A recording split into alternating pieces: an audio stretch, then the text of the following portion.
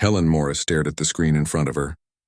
The numbers were bad, very bad. 3 days had passed since the aliens arrived, and everything had gone wrong.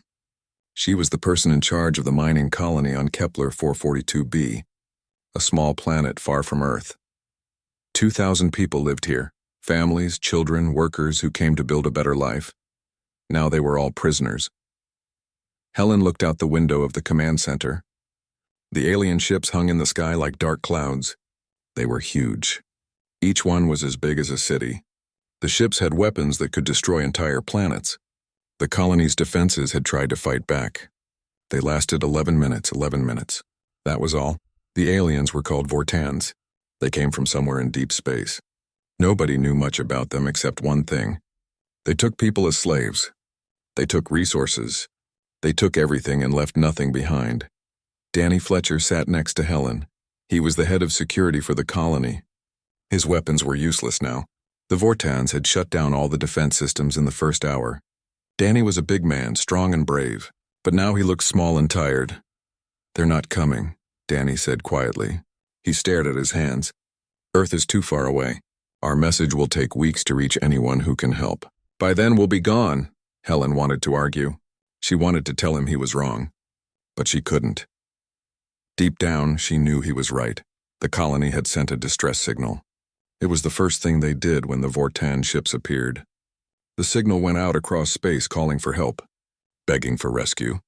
But Kepler 442b was on the outer edge of human territory. It was far from the important worlds, far from Earth, far from anyone who cared. "The military will come," Helen said, but her voice was weak. She didn't believe her own words. Danny shook his head. "The military protects the core worlds, the rich planets. The ones with power and money. We're just a mining colony. We don't matter enough." Outside, Vortan soldiers moved through the streets. They were tall creatures with dark armor that covered their bodies. They carried weapons that could burn through metal. The colonists had tried to fight at first. A few brave people had grabbed guns and tried to defend their homes. The Vortans killed them in seconds.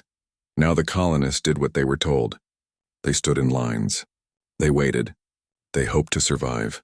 Commander Zathros was the leader of the Vortan forces. He stood on the landing platform near the main settlement. He looked at the humans with cold eyes. To him, they were not people. They were products, things to be collected and sold. "Take the strong ones," Zathros told his officers. "The ones who can work. Put them in the cargo containers. Kill anyone who is too weak or too old. We don't have space for useless ones." The Vortan soldiers moved faster. They separated families. Children cried for their parents. Parents screamed for their children. The Vortans didn't care. They had done this 1,000 times before on 1,000 different worlds. In the command center, Helen watched it all happen. She had cameras all over the colony. She could see everything. She saw the Vortans putting people into big metal containers. She saw them dragging equipment from the mines. She saw them taking everything the colonists had built. "We have to do something," Helen whispered. "There's nothing we can do," Danny replied. His voice was empty. "We sent the signal. We did everything right. But nobody is coming to save us." Helen closed her eyes. She had made promises to these people. When they came to Kepler 442b, she told them they would be safe. She told them Earth would protect them. She told them they were building something important. All lies. Pretty lies that made people feel better. But lies just the same. The truth was simple and cruel. The outer colonies didn't matter. When danger came, they were on their own. The government on Earth talked about protecting all humans everywhere. But when it came time to actually do it, they always had excuses. Not enough ships. Not enough money. Not enough time. Too far away. Too dangerous. Not strategic enough. Helen had heard all the excuses before. Other colonies had been attacked. Other colonies had sent distress signals. Most of those colonies were gone now. Destroyed or enslaved, and life went on for everyone else. In the cargo bay near the spaceport, the colonists huddled together. The Vortans had locked them inside a huge metal container. It was dark and cold. People sat on the floor holding each other. Some prayed. Some cried. Some just stared at nothing. A little girl named Katie sat with her mother. She was 7 years old. She didn't understand everything that was happening, but she knew it was bad. Very bad. "Mom, when are the soldiers coming?" Katie asked. The Earth soldiers. The ones who protect us. Her mother, Mary, held her tight. She didn't know what to say. How do you tell a child that nobody is coming? How do you explain that they've been abandoned? Soon, baby, Mary lied. They'll come soon. But Mary didn't believe it. She could see it in the eyes of the other adults. Everyone knew.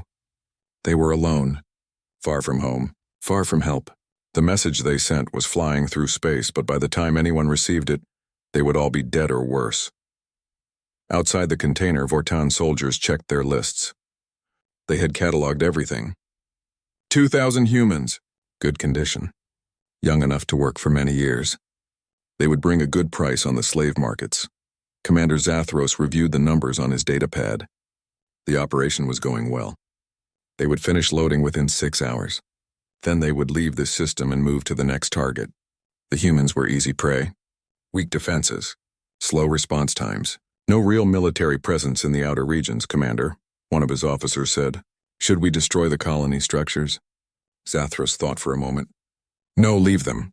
Other humans might come back here. When they do, they'll see what happens to those who settle where they don't belong. It will send a message. The officer nodded and walked away. Helen watched from the command center as the sun began to set. The sky turned red and orange. It would have been beautiful under different circumstances. Now it just looked like blood. I'm sorry, she said to Danny. I'm sorry I brought them here. I'm sorry I made promises I couldn't keep. Danny didn't answer. There was nothing to say. They had both done their best. It just wasn't enough. The distress signal continued to broadcast into empty space. It carried a simple message, help us. Please help us, anyone. But space is vast and cold, and nobody was listening. At least that's what they believed. Far away, beyond their sight, beyond their knowledge, something was happening. The message had traveled faster than they thought. It had reached someone who cared, someone who refused to let them die alone. But Helen and Danny didn't know that. None of the colonists knew. They sat in the darkness and waited for the end. They believed no one would come. They were wrong. Richard Cole stood on the bridge of his ship. The ECS Valiant was one of Earth's newest carriers, big, fast, and powerful. Richard was an admiral, which meant he commanded many ships, not just one. He had served in the military for 30 years. He had seen battles. He had made hard choices. But nothing prepared him for what was about to happen. Sir, we have an urgent message, said Lieutenant Amy Sullivan. She worked at the communications station. Her voice was tight with tension. It's from Kepler 442b, a distress call. Richard walked over to her station. Play it. The message came through the speakers. It was broken and filled with static, but the words were clear enough. Attack, Vortan's colony overrun. Requesting help. 2,000 people, children. The bridge went quiet. Every officer stopped what they were doing. They all knew what this meant. How long ago was this sent? Richard asked. 4 days, sir, Amy replied. 4 days. Richard felt his stomach turn. 4 days ago, those people were being attacked. 4 days ago, they sent a message begging for rescue, and that message had been traveling through space ever since, hoping someone would hear it. Do we know the current situation? Richard asked. Commander Jake Harrison checked his tactical screen. He was Richard's second in command. Smart, careful, and very good at his job. Sir, we're picking up Vortan ship signatures still in the system. They're moving slowly. Looks like they're harvesting the colony's resources. That means they're probably still there. Richard felt something stir inside him. Hope. If the Vortans were still there, then maybe the colonists were still alive. Maybe there was still time. Calculate the travel time to Kepler 442b, Richard ordered. Fastest possible speed. Jake worked the numbers. 40 hours, sir. If we push the engines hard? That's deep in contested space, Amy said carefully, so the Alliance hasn't approved military operations in that sector. We would need permission from the Council. Richard knew she was right. The Interstellar Alliance was a group of different species working together. Humans were part of it. So were dozens of other alien races. The Alliance had rules. Lots of rules. One of the biggest rules was that nobody could just start a fight without permission from the Council. Getting permission took time, meetings, votes, debates, paperwork, days, or even weeks. How long to get approval? Richard asked, though he already knew the answer. Amy checked her files. The Council meets in 3 days. Then they would need to review the situation, Hear testimony, vote on action. Best case, 2 weeks, 2 weeks. Richard looked at the tactical display showing Kepler 442b. In 2 weeks, those colonists would be gone. Dead or enslaved. Either way, lost forever, sir, Jake said quietly. There's something else. The signal includes biometric data. Children, 300 of them under the age of 12. Richard closed his eyes. 300 children. Kids who had done nothing wrong except be born in the wrong place at the wrong time. Kids whose parents had believed Earth's promises of protection. He thought about his own daughter, Lisa. She was safe on Earth, going to college, living her life. She had never known hunger or fear or hopelessness. Because she was born in the right place, because she mattered to the people in power. These kids on Kepler 442b mattered too. They just didn't matter to the right people. The council will never approve this in time, Jake said. It wasn't a question. It was a fact they all understood. Richard stood silent for a long moment. Around him, his crew waited. They knew what he was thinking. They knew the choice he faced. On one side was his duty to follow orders, to obey the rules, to work within the system. That was what good officers did. That was how civilization functioned. On the other side were 2,000 people who were going to die if nobody helped them. Plot a course to Kepler 442b, Richard said. His voice was calm and steady. Battle stations. All crew to prepare for combat operations. Launch in 30 minutes. The bridge exploded with activity. Officers ran to their stations. Alarms sounded throughout the ship. But Amy stayed where she was, sir, she said. Without authorization from the council, this is against regulations. You could face court-martial. You could lose everything. Richard looked at her. Lieutenant Sullivan, I want you to send a message to Fleet Command. Tell them what we're doing. Tell them I take full responsibility. And tell them that if they want to stop me, they'd better do it fast. Amy nodded slowly. She understood. Yes, sir. Word spread through the ship within minutes. The crew of the Valiant was going to war, going to save a colony on the outer edge of nowhere, going without permission, and they weren't going alone. Captain Patricia Webb commanded the destroyer Fury. When she heard what Richard was doing, she didn't hesitate. Helm match course with the Valiant. We're going with them. Captain Scott Lang on the cruiser Defiant did the same. So did Captain Gregory Hunt on the destroyer Lightning. Within an hour, 8 ships had broken formation. 8 captains had made the same choice Richard did. They were going to get those colonists. Or die trying. All ships report ready, Admiral, Jake said.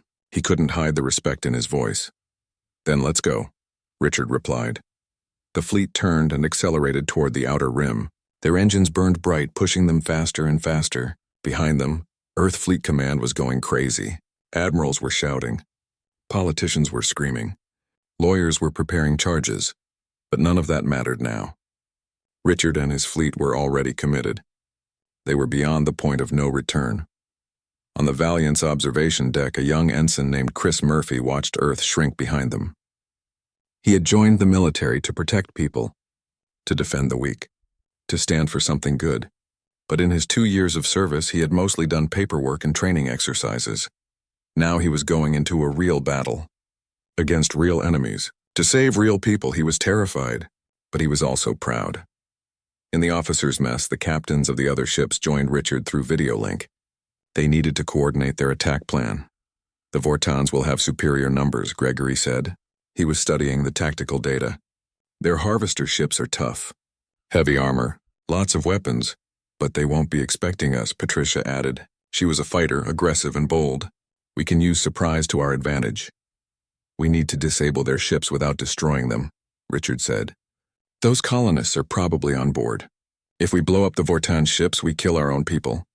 That made the problem harder. In a normal battle, you just tried to destroy the enemy as fast as possible. But this wasn't a normal battle. We target their engines, Jake suggested. Stop them from escaping. Then we board them and take back the colonists. It was risky. Boarding actions were dangerous. But it was the only way.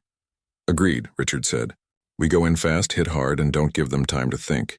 Patricia, your destroyers will handle the Vortan fighters. Scott, the Defiant will focus on the big harvester ships. Everyone else follows my lead. The captains nodded. They knew the plan was rough. They knew a lot could go wrong. But they also knew they had no choice. 40 hours. That's how long they had to prepare. 40 hours of flying through space at maximum speed. 40 hours to get ready for battle. The crew worked non-stop. They checked weapons. They ran simulations. They practiced every scenario they could think of. In the medical bay, doctors prepared for casualties. In the hangar, pilots checked their fighters. Everyone knew what was at stake. In his quarters, Richard sat alone. He wrote a letter to his daughter. He told her he loved her. He told her he was proud of her. He told her that sometimes doing the right thing meant breaking the rules. He sealed the letter and marked it to be delivered if he didn't come back. Then he went back to the bridge. There was work to do, people to save. The fleet raced through space. Behind them, politicians argued about what to do. Ahead of them, the colonists of Kepler 442b waited in darkness, believing nobody cared enough to save them. Richard stared at the navigation display. The countdown showed 38 hours remaining. "Hang on," he whispered to people who couldn't hear him. "We're coming. I promise you, we're coming." The Vortan ships hung in space above Kepler 442b like sleeping monsters. Commander Zathros stood on the bridge of his flagship, reviewing the cargo manifest. 2,000 human slaves properly processed and ready for transport. Mining equipment stripped and packed. Colony infrastructure dismantled for raw materials. The operation was complete. "Prepare the fleet for departure," Zathros ordered. His voice was flat, emotionless. This was just another job. Another conquest. The humans had barely fought back. Just like always, then the alarm started screaming. "Commander, multiple contacts," his sensor officer shouted. "Emerging from hyperspace. Distance 2 light minutes. Configuration military." Zathros felt surprise ripple through him. "Military ships here? Identify them. Sir, they're human. Earth Commonwealth Fleet, 8 warships. They're accelerating toward us. Weapons are hot, impossible." Zathros had studied human patterns for years. They never responded to Outer Rim attacks. They didn't have the political will. They always arrived too late if they came at all. That's why the Vortans targeted these colonies, easy prey, no real danger. But the tactical display didn't lie. 8 human warships were coming fast, and they looked angry. "Battle stations," Zathros commanded. "Launch all fighters. Prepare defensive formation." On the planet's surface, Helen Morris was trying to sleep when her console came alive. Power signatures. Lots of them. She jolted awake and pulled up the external sensors. Ships. Human ships. Dropping out of hyperspace like the hand of God. "Danny!" she screamed. "Danny, get in here." Danny ran into the command center, still half asleep.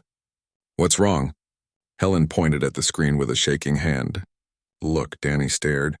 For a moment he couldn't process what he was seeing. Then understanding hit him like a physical blow. "They came," he whispered. "Oh my God, they actually came." The ECS Valiant led the human formation. Admiral Richard Cole stood on the bridge, watching the Vortan fleet appear on his screens. 5 harvester ships, each one massive, plus dozens of smaller fighters swarming around them. "All ships, this is Cole," Richard said into the comm. His voice was ice cold. "Target the harvester engines. I want them crippled, not destroyed. Those colonists are probably on board those ships. We're here to rescue them, not kill them." "Understood," came the replies from his captains. "Fighters, launch. Clear their interceptors. All batteries free to engage." The battle began. The Valiant's flight deck erupted with activity. Fighter after fighter screamed out into space. Lieutenant Kevin Price was the squadron leader. He had trained for this his whole career, but training was nothing like the real thing. "All wings form up on me," Kevin ordered. "Let's clear a path for the big ships." Vortan fighters came at them in swarms. They were fast, shaped like needles with sharp edges. Their weapons fired green plasma bolts that could melt through armor in seconds. But human pilots had something the Vortans didn't. Centuries of aerial combat experience. Every trick, every maneuver, every desperate tactic had been learned in Earth's bloody history. Humans knew how to fight. Kevin rolled his fighter, dodging plasma fire. He locked onto a Vortan ship and fired. His missiles split into smaller warheads that scattered across space. The Vortan fighter tried to evade but wasn't fast enough.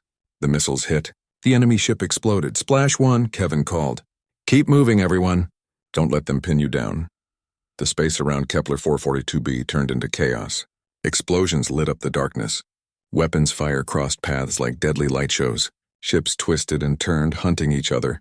The Valiant opened fire with its main batteries, railguns that could throw chunks of metal at incredible speeds. The tungsten slugs hit the nearest harvester ship. Its shields flared bright, then collapsed. The slugs punched through armor like paper. "Target is wounded," Jake reported. "Their engines are damaged." "Good," Richard said. "Move to the next one. Don't give them time to recover." Captain Scott Lang brought the Defiant alongside the largest harvester. His ship was a heavy cruiser, built for exactly this kind of fight. "All forward batteries full power. Let's crack this thing." The combined firepower from dozens of weapons hammered into the Vortan ship. Shields failed, armor melted. The massive vessel shuddered as explosions rippled across its hull. Inside the harvester, Vortan crew members ran in panic. Systems were failing. Hull breaches appeared everywhere. The ship was dying. Commander Zathros watched his fleet being torn apart. The humans fought with a fury he had never seen before. They took risks that no sane commander would take. They sacrificed defense for speed. They traded safety for aggression. They fought like they had nothing to lose. "They're not trying to destroy us," his tactical officer said. "They're disabling us. They want the ships intact." Understanding came to Zathros. The slaves. The humans were fighting to recover their people. That's why they came. That's why they risked everything. "Eject the cargo containers," Zathros ordered coldly. "Vent them into space. If they want their primitives, they can watch them die." Massive bay doors opened on the harvester ships. Metal containers tumbled out into the void. Inside those containers were the colonists. 2,000 people now falling through space with no protection. "Sir, they're dumping the cargo," Jake shouted. Richard's blood turned to ice. If those containers drifted too far, if they were hit by weapons fire, everyone inside would die. "All ships protect those containers," Richard ordered. "Intercept pattern now." The fleet broke formation. Destroyers and frigates raced to position themselves between the falling containers and the battle. Their point defense systems came online, shooting down Vortan missiles that tried to target the helpless colonists. "Defiant has tractor lock on the main container cluster," Scott reported. His ship's tractor beams grabbed the containers and started pulling them to safety. Inside the containers, the colonists felt the violent movements. The containers spun and tumbled. People screamed. Children cried. Mary held her daughter Katie tight, praying they would survive. "Mom, what's happening?" Katie sobbed. "I don't know, baby," Mary said. "But we're going to be okay. We're going to be okay." Patricia Webb's destroyer Fury dove through a cloud of Vortan fighters. Her weapons were blazing, clearing a path. "All containers secured," she called out. "We've got them." "Pull back to safe distance," Richard ordered. "Get those people away from the fighting." The human ships formed a protective wall around the rescued colonists. Behind that wall, the battle continued. Commander Zathros saw his situation was hopeless. 3 of his harvesters were crippled. His fighter wings were being destroyed. The humans were winning. "All ships retreat," he ordered. "Emergency jump." But Richard had anticipated this. "Target their jump drives. Don't let them escape." The Valiant's weapons focused on the Vortan flagship. Precise shots hit the exact location where the jump drive was located. The system exploded. The ship shuddered but stayed in normal space. Zathros realized he was trapped. His ship couldn't jump. His weapons were failing. His crew was abandoning their posts. He had 2 choices. Surrender or die. He chose death. "Self-destruct sequence activated," the computer announced. "Commander, no," his second officer pleaded. But Zathros didn't listen. He had failed. In Vortan culture, failure was worse than death. The ship began to glow as its reactor went critical. "Vortan flagship is overloading," Jake warned. "It's going to blow." "All ships clear the blast zone," Richard ordered. The flagship exploded in a ball of white fire. The shockwave rolled out across space, rocking nearby ships. When the light faded, the Vortan flagship was gone. Commander Zathros and his crew with it. The remaining Vortan ships saw this and panicked. They ejected escape pods and fled into hyperspace. Within minutes, the battle was over. Richard stood on his bridge, breathing hard. Around him, his crew cheered. They had won. Against all odds, they had won. "Damage report," Richard ordered. "Minor hits across the fleet," Jake replied. "Nothing critical. No casualties. And the colonists? All containers accounted for. We're bringing them on board now." Richard felt the tension drain from his body. They had done it. They had saved them. On the Valiant's hangar deck, crews worked to open the cargo containers. The doors swung open and colonists stumbled out. Some were crying. Some were laughing. Some just stood in shock. Helen Morris was one of the first out. A young officer approached her. "Ma'am, you're safe now. You're on an Earth ship." Helen looked around at the hangar, at the crew members, at the human flags on the walls. Then she collapsed to her knees and wept. Danny helped her up. Together they watched as more colonists emerged from the containers. Families reunited. Parents held their children. People who had believed they would die were alive. Katie ran to a window and looked out at the stars. "Mom, look," she said. "The warriors came from the sky, just like in the stories." Mary knelt beside her daughter. "Yes, baby, they came. They really came." Admiral Richard Cole sent a message on all frequencies. Not encrypted. Not hidden. He wanted everyone to hear it. "This is Admiral Richard Cole of the Earth Commonwealth Fleet. To any who would harm human colonies, know this. We are watching, we are listening, and we will come, no matter how far, no matter the cost. We protect our own." The message spread across the galaxy. Every species heard it. Every government received it. Earth had drawn a line, and they had proven they would enforce it. The room was cold. That was the first thing Richard noticed when they brought him in. Cold and gray with bare walls and harsh lighting, an interrogation room on board a military ship. He sat down at the metal table and waited. Vice Admiral Michelle Carter entered a few minutes later. She carried a data pad and had 2 military lawyers with her. Michelle had been Richard's friend once, years ago. They had served together, trained together, but the woman who sat across from him now looked like a stranger. "Do you understand the charges against you, Admiral Cole?" Michelle's voice was ice. "Yes," Richard said. "Unauthorized military action. Violation of Alliance protocols. Breach of command authority," Michelle nodded. "You took 8 ships into contested space without approval. You engaged a foreign power without authorization. You violated every treaty the Alliance has signed in the last decade." She paused. "Do you have anything to say?" Richard met her eyes. "I saved 2,000 lives." "You started a war?" Michelle replied coldly. Richard said nothing. What could he say? She was right. The Vortan Collective had filed official complaints with the Alliance Council. They demanded punishment for humanity. Other alien species were calling for sanctions. Even species that usually supported humans were staying quiet. "What you did might seem heroic," Michelle continued. Her voice softened slightly. "But it was also illegal. The Council is demanding consequences, and Fleet Command is prepared to give them what they want." "You mean they're prepared to sacrifice me?" Richard said. Michelle didn't deny it. "A court-martial has been scheduled. You'll face trial in 1 week. The prosecution has a strong case. You broke the law. There's no question about that." Richard leaned back in his chair. He had known this was coming. From the moment he ordered his ships to Kepler 442b, he knew there would be a price. He just hadn't thought about it much. He had been too busy saving lives. "What's the likely outcome?" he asked. "Best case, you're discharged from service. Worst case, prison time," Michelle said. She looked down at her hands. "Richard, they need someone to blame. The politicians, the diplomats, the Alliance Council, they all need to show that humanity takes rules seriously. You're going to be their example. And the other captains, the ones who came with me. Minor punishments, reprimands, demotions maybe. But you were in command. You gave the orders, so you get the worst of it." Richard nodded slowly. That was fair in a way. He had made the choice.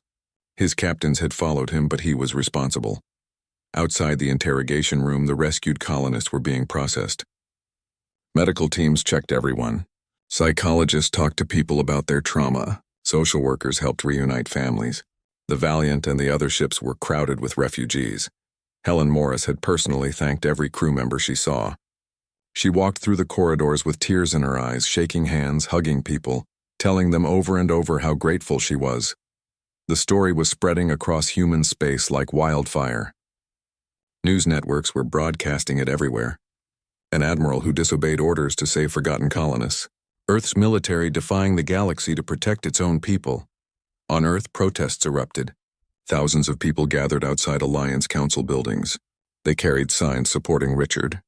They chanted his name. They demanded that he be honored, not punished. Colony worlds that had felt abandoned suddenly felt protected. The governor of New Australia made a public statement supporting Richard's actions. Mars Congressional Republic passed a resolution praising him.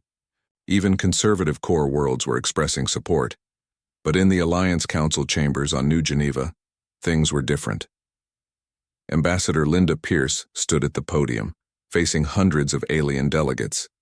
The Vortan representative was speaking, his translator making his angry words sound mechanical and flat. This unprovoked attack violates every principle of civilized conduct, the Vortan said. We demand justice. We demand punishment. Linda waited until he finished. Then she spoke, her voice calm but filled with steel. Unprovoked? You invaded a human colony. You enslaved 2,000 civilians. You intended to murder children. That territory was disputed, the Vortan countered. No formal protection agreement existed, because you attacked before we could establish one, Linda shot back. That's not a legal loophole. That's predatory behavior. A delegate from the Centauri Union stood up. The Centauri were usually neutral, careful not to take sides. Ambassador Pierce, regardless of provocation, humanity acted without council approval. If every species starts taking unilateral military action, where does it end? Linda looked at him directly. It ends with species actually being protected. Those colonists sent a distress signal. 4 days they waited, while the council held meetings and filed paperwork. 4 days while they were being loaded into slave containers. She looked around the massive chamber. Hundreds of alien faces stared back at her. Some sympathetic, some hostile, most just confused. Admiral Richard Cole didn't wait for permission because permission would have come too late. Linda continued. He made a choice. Save lives or follow procedures. He chose lives. And now you want to punish him for it? The chamber erupted in arguments, different species shouting at each other. The chairman tried to restore order but couldn't. An Asgard delegate stood. The Asgard were a warrior species. They understood honor and duty. Ambassador Pierce, we sympathize with your position. But the law exists for a reason. We cannot have members of the Alliance acting independently. Then change the law, Linda said. Her words echoed through the chamber. Because I guarantee you the next time a human colony is attacked, Earth's military will respond. With or without your permission. The chamber went silent. What Linda had just said was essentially a threat. She was telling the entire Alliance that humanity would act alone if necessary. It was a declaration of independence. Back on the Valiant, Richard's captains gathered in the conference room. Patricia Webb paced like a caged animal. Scott Lang sat quietly thinking. Gregory Hunt cleaned his glasses, a nervous habit. They're going to destroy him, Patricia said angrily. Court-martial him. Ruin his career. Maybe put him in prison. And for what? For saving lives? The politicians need a target, Scott replied. Someone to blame so they can calm down the Alliance. Richard knew that when he made his choice. Gregory put his glasses back on. So what do we do? Just let them sacrifice him? What can we do? Patricia asked bitterly. We're just captains. We don't have power. Jake Harrison entered the room. He looked tired. You all need to see this. He activated the wall screen. It showed a news broadcast from Earth. Massive crowds in the streets. Protests outside government buildings. People demanding that Richard be honored, not punished. Then the screen switched to another broadcast. This one from Mars. More protests. More support. Colony after colony appeared on screen, all of them standing with Richard. The public is on his side, Jake said. Everyone except the politicians. Patricia stopped pacing. Then maybe we need to make the politicians listen. In his cell, Richard sat alone. They hadn't actually locked him up, but he was confined to a small room with guards outside. He had nothing to do but think. He thought about his daughter. What would she think of all this? Would she be proud or ashamed? He had written her a letter explaining his choice, but he didn't know if she would understand. He thought about the colonists. They were safe now. That was what mattered. Whatever happened to him, those 2,000 people were alive because of his decision. A guard opened the door. Admiral, you have a visitor. Helen Morris entered the room. She looked stronger than she had before. The medical team had taken good care of her. I'm not supposed to be here, Helen said. But I needed to talk to you. How are your people? Richard asked. Alive, thanks to you. Helen sat down across from him. I've been talking to the lawyers. They say your trial isn't going well, that you'll probably be convicted. That's the way it is, Richard said simply. That's not right, Helen said fiercely. You saved us. You risked everything, and now they want to punish you. Richard smiled sadly. I broke the rules, Helen. There have to be consequences. Then the rules are wrong, she said. She pulled out a datapad. I've been collecting testimonials. From every colonist. Every single person you saved. We're going to present them at your trial. We're going to make sure everyone knows what you did. It won't change the legal facts, Richard said. Maybe not, but it will change how people see those facts. Helen stood up. You didn't leave us behind, Admiral. We're not going to leave you behind either. After she left, Richard sat in silence. He had expected anger from the government. He had expected a trial. But he hadn't expected the colonists to fight for him. He hadn't expected the public to rise up in his defense. Maybe, just maybe, something good would come from all this. The trial was set to begin in 3 days. The whole galaxy would be watching. The outcome would determine not just Richard's fate, but the future of humanity's role in the Alliance. In the Alliance Council, delegates argued about what to do. Some wanted harsh punishment. Others wanted leniency. The whole structure of galactic politics was being tested. And deep in human space, regular people watched and waited. They saw an admiral who had chosen conscience over career. They saw a military that had protected the weak. They saw what humanity could be at its best. The courtroom was massive. It had to be. This was the most watched trial in human history. Every news network across every human world carried it live. Millions of people gathered around screens watching, waiting to see what would happen. Admiral Richard Cole sat at the defense table. He wore his dress uniform, clean-pressed, decorated with medals from 30 years of service. Next to him sat Captain Rachel Moore, his defense lawyer. She was known as one of the best military lawyers in the fleet. Across from them sat Commander Nathaniel Ford, the prosecutor.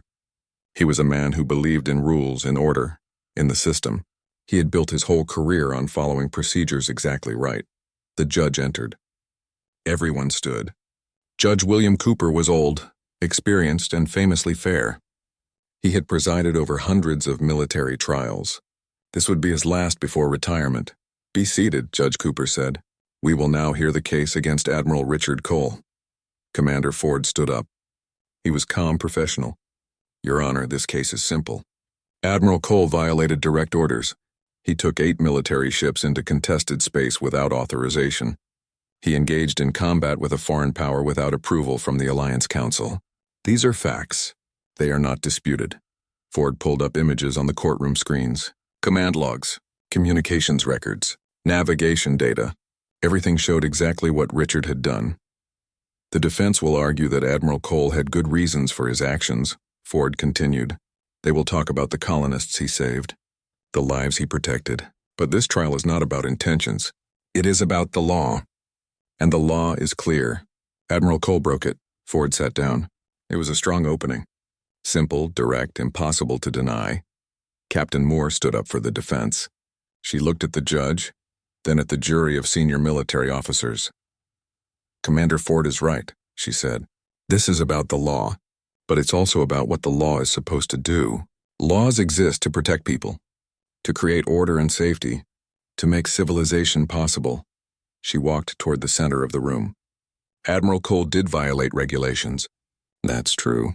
But he did it to uphold something more important than regulations. He did it to uphold the promise Earth makes to every human who ventures into space. The promise that says we protect our own, that says no one gets left behind. Moore pulled up different images, pictures of the colonists, children, families, regular people who had almost died.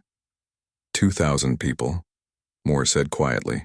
2,000 human beings who sent a distress signal, who begged for help, who waited and hoped that someone would care enough to save them.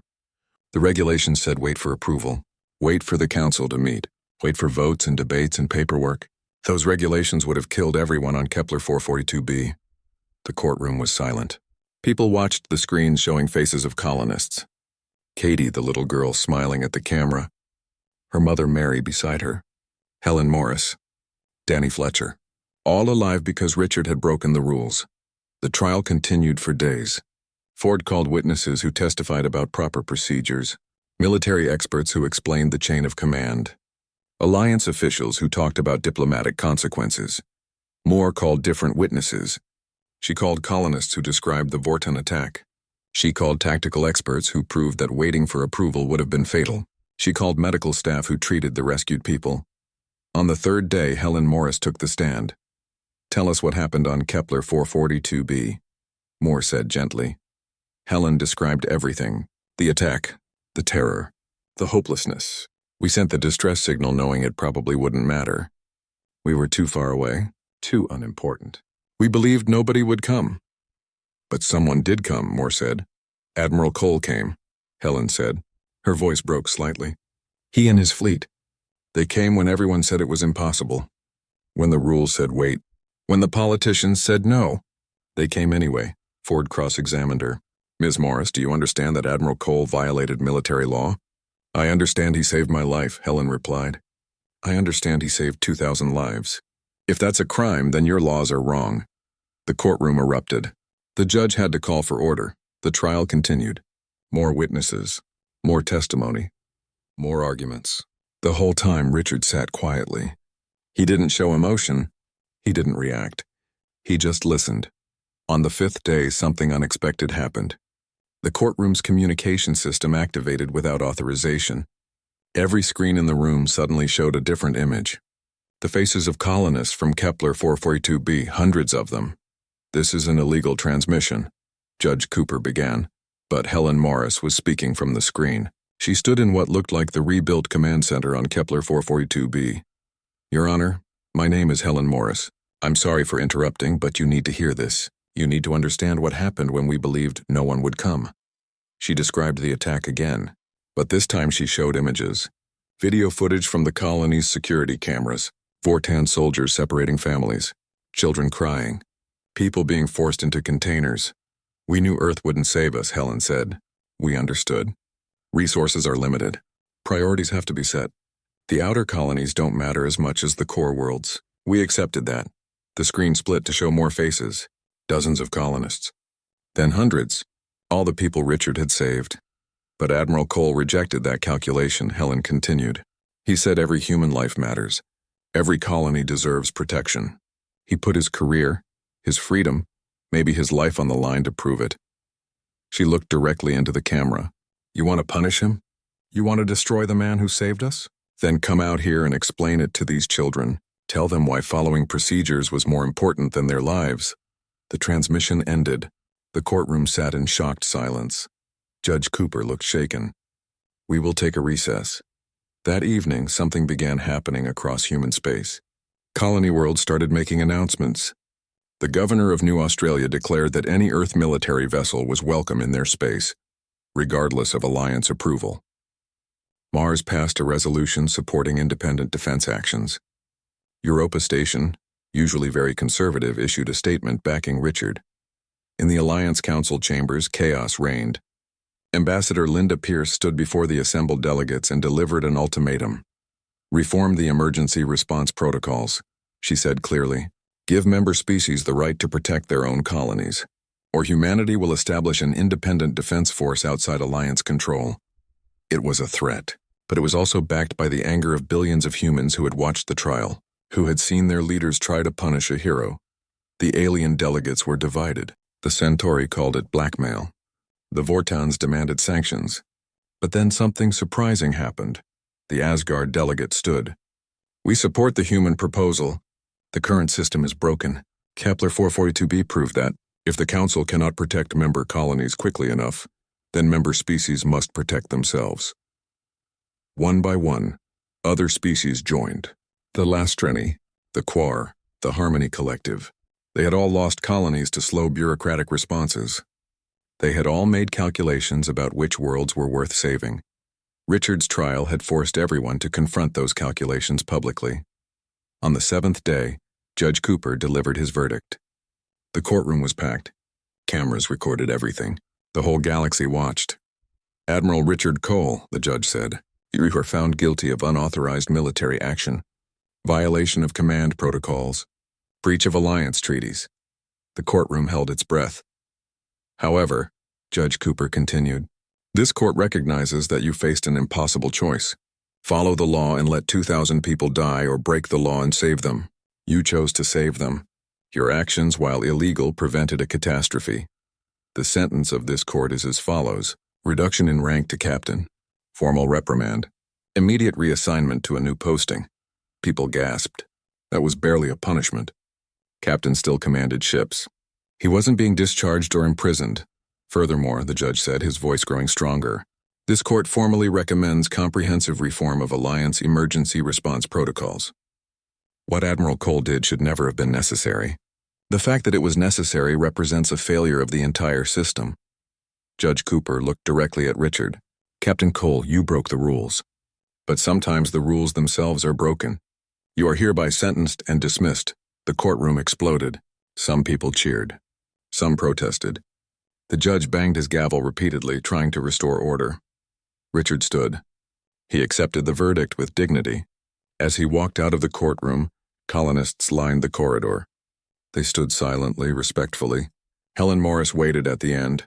Captain Cole, she said softly. Is that what they're calling you now? Seems so, Richard replied.